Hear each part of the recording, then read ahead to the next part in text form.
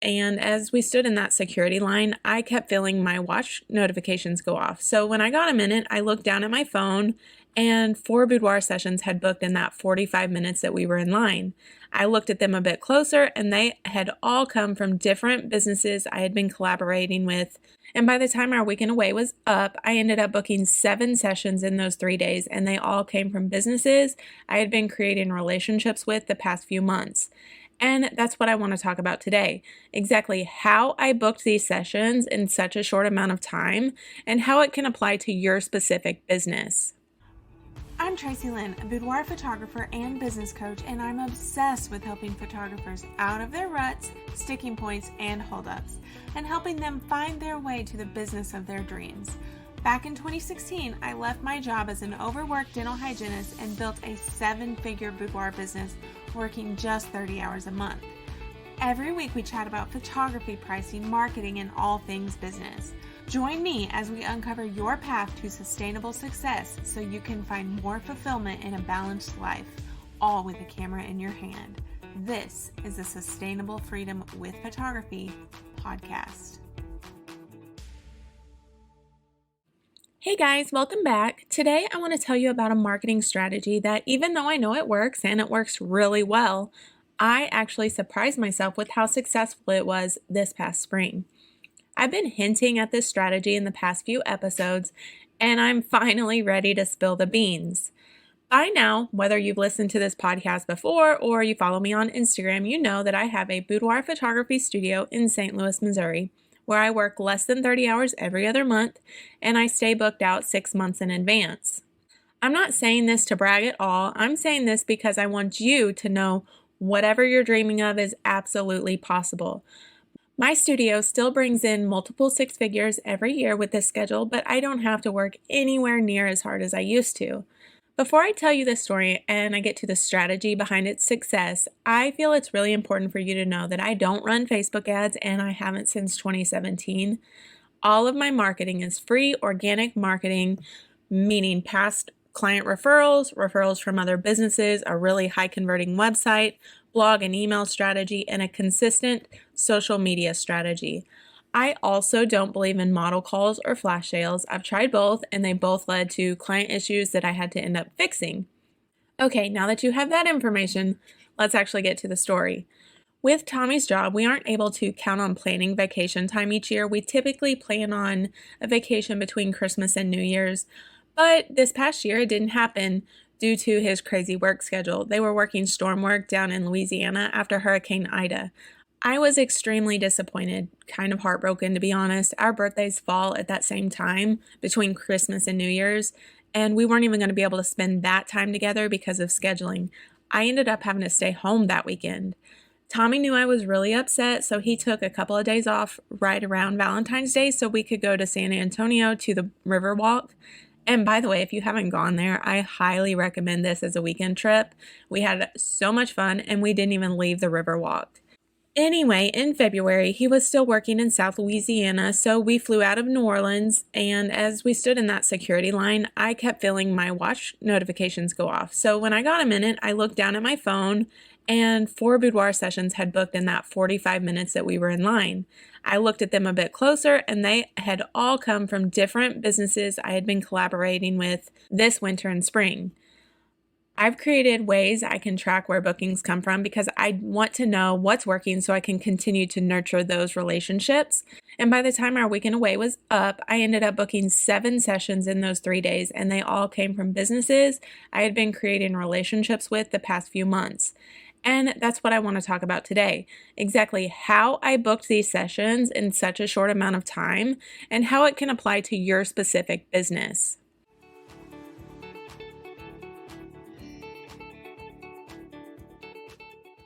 Before we go any farther, let me tell you, I'm a firm believer in time off. Every single month, I take 1 week off from calls, clients, and work in general. And at the most, I might post on Instagram. I might check my email. I might work on a few things on the back end of my business, but then again, I might not. It absolutely depends on how I feel during that week.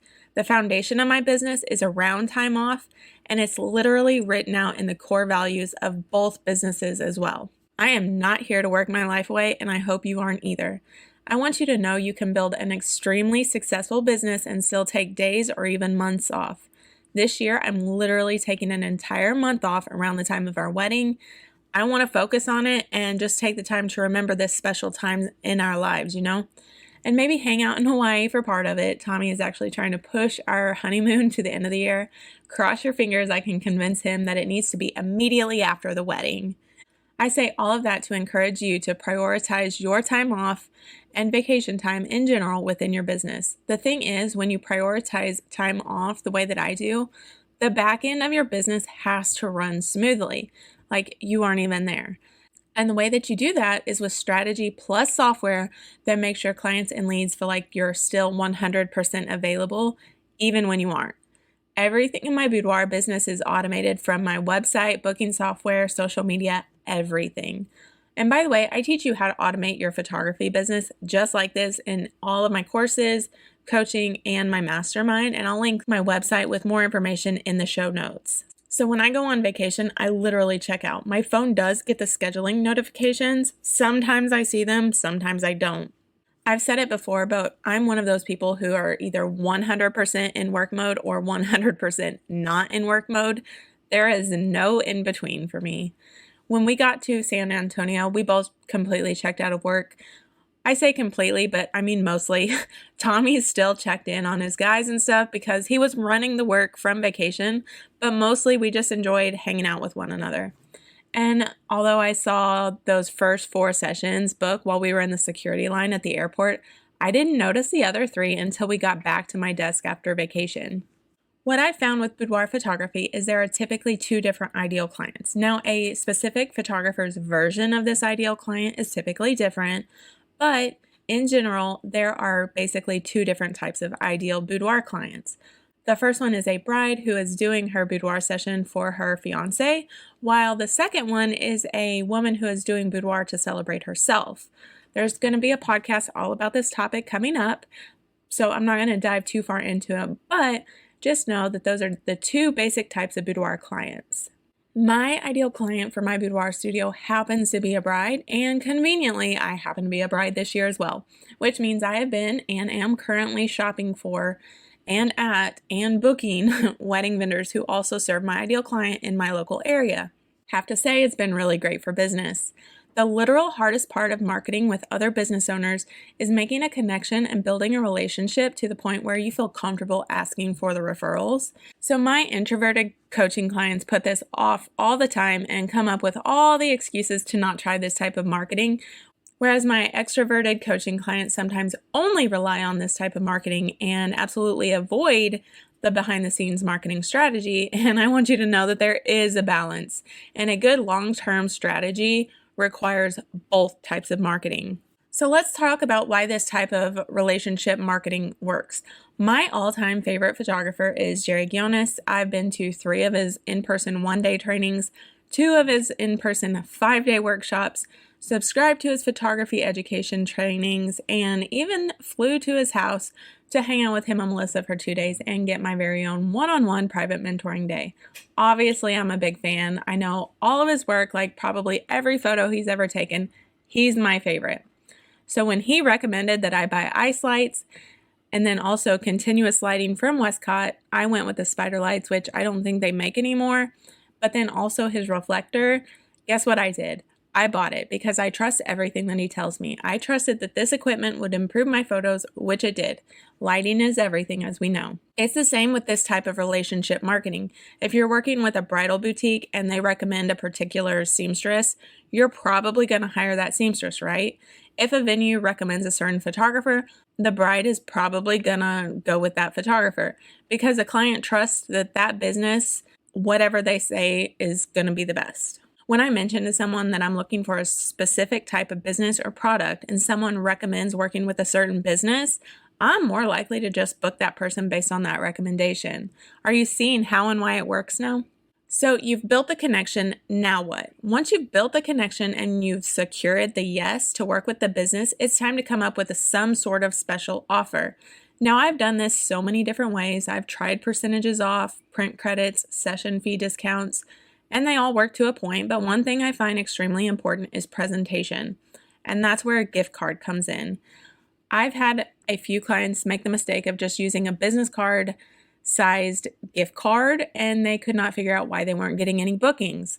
I don't know about you, but the second someone hands me a business card, regardless of whether it has a coupon code or anything else on it, I immediately trash it because business cards are pointless to me. Most businesses have them, so we all just overlook them as junk, and I don't want them sitting around on my counter for however long they could possibly be there.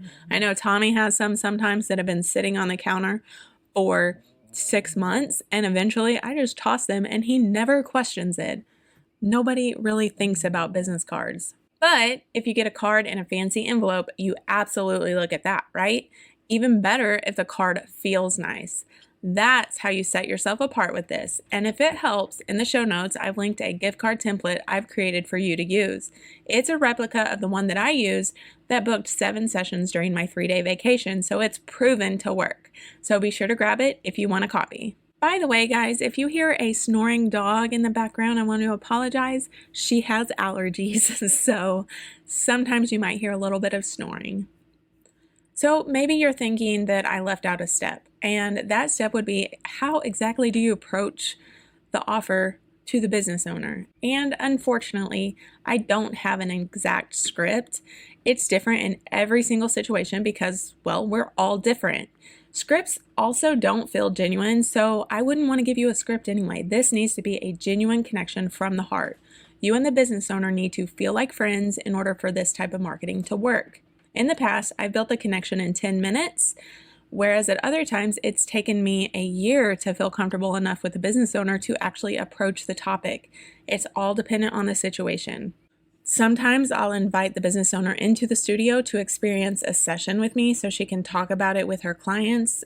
Other times, I just approach the subject. It's all dependent. And yes, this can apply to any type of photography. By the way, if you want to photograph the business owner, sometimes it's important for someone to experience and see themselves, or maybe see their family in the photos, in order to tell their friends, family, acquaintances, and clients about what you offer. Other times, I don't feel it's necessary to go to those links. Like I said, it's all dependent on the situation. The important thing is to have confidence in your service and your skills. You know that you deliver an experience like no other photographer, and you know that you will deliver to the business owner's clients as well. You deserve their referral. Now, let's talk about automation. I mentioned it earlier, but it's super important, and I'm also not sure if you know this, but it's my favorite topic.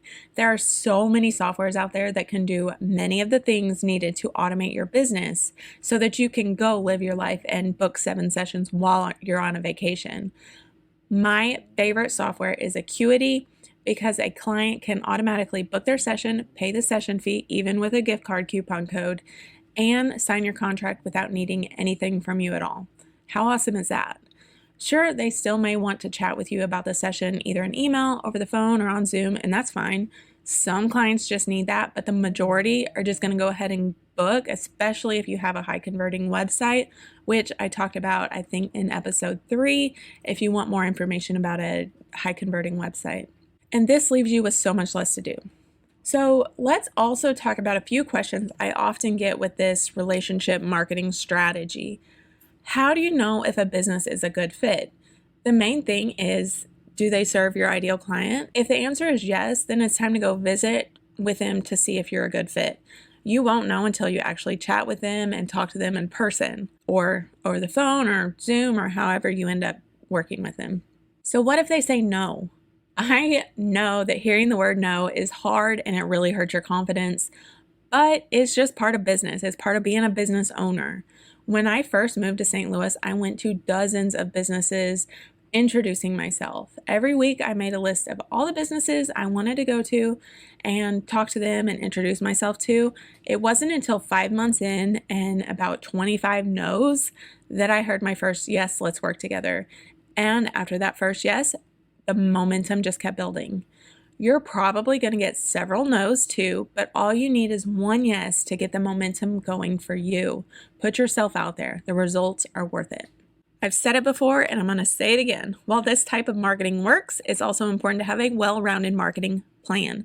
And that's where the TLC Sustainable Freedom Formula comes in. This formula is specific to photographers and it guarantees that you have a well-rounded marketing plan, which includes both short and long-term strategy and does not include Facebook ads or model calls.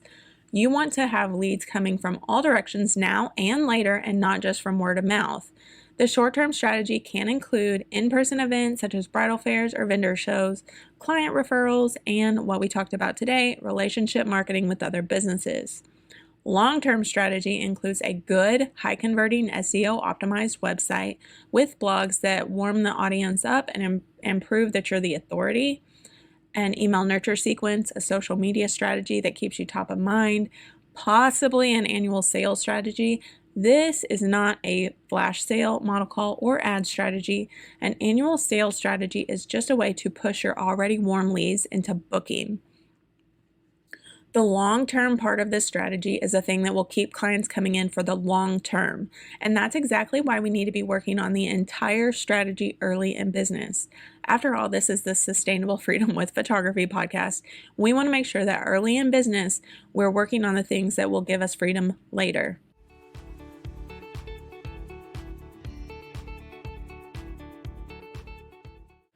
Okay, because I want each of you to succeed, I've actually created a gift card template for photographers. I mentioned it earlier, but I want to make sure that you don't forget.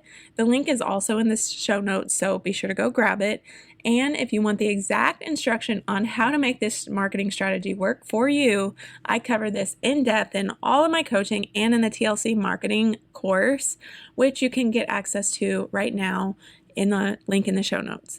So, all right, guys, that's it for today. I hope this helped, and I will see you next week. I hope you enjoyed this episode of the Sustainable Freedom with Photography podcast. If you loved it, be sure to rate and follow so that you never miss an episode. They drop every Monday, and I can't wait for you to tune in next time. Until then, have an awesome week.